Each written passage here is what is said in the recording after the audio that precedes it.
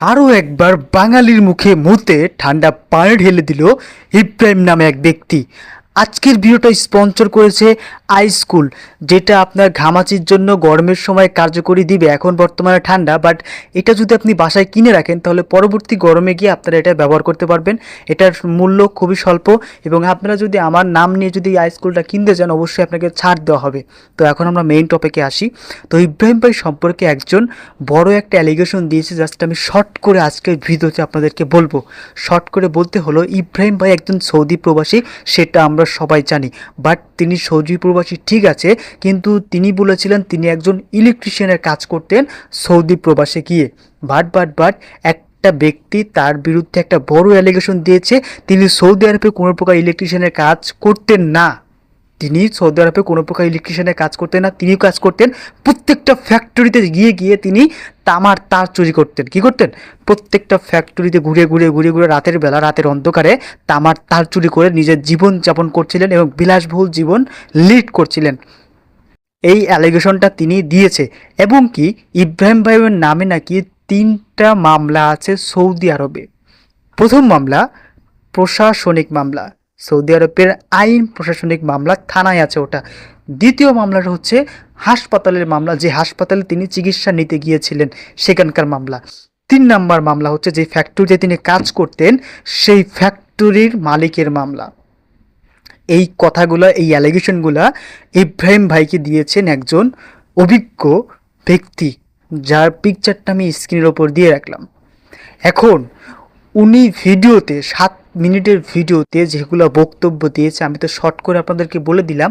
এবং কি তিনি একটা জিনিস উল্লেখ করেছেন যে ইব্রাহিম ভাইয়ের নামে যে এতগুলো আমি কথা বললাম, এই কথাগুলা আমাকে বলেছে ইব্রাহিম ভাইয়ের কাছের লোক সৌদি প্রবাসে, তার সাথে যারা কাজ করত তারা এই কথাগুলো বলেছে।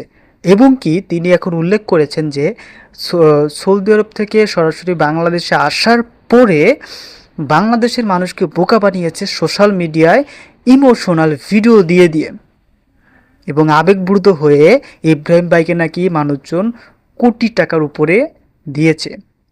এখন এই যে কথাগুলো, এই যে অ্যালিগেশনটা দিল লোকটা, এগুলোর কিন্তু কোনো সত্যতা আমি খুঁজে পাই নাই। সব জায়গা থেকে আমি খোঁজ নিয়েছি, কোনো প্রকার সত্যতা আমি খুঁজে পাই নাই। আমি একটা কথাই বলবো, এই রকম মিথ্যা অ্যালিগেশন দেওয়ার কোনো মানে হয় না।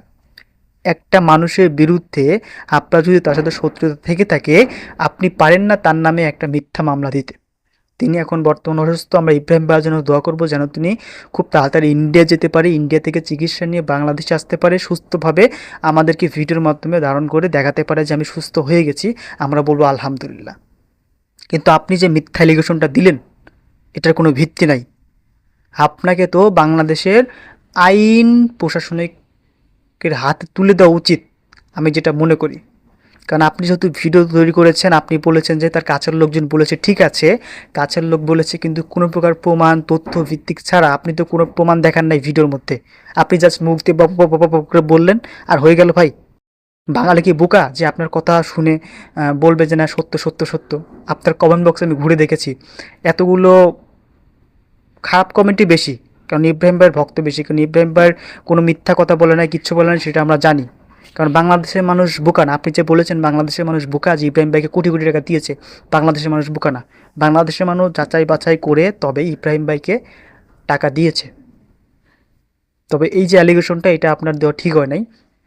তো সবাইকে বলবো, এরকম ভিডিও দেখলে তাদের কমেন্টে আপনারা গিয়ে ধুয়ে মুছে শেষ করে দিবেন।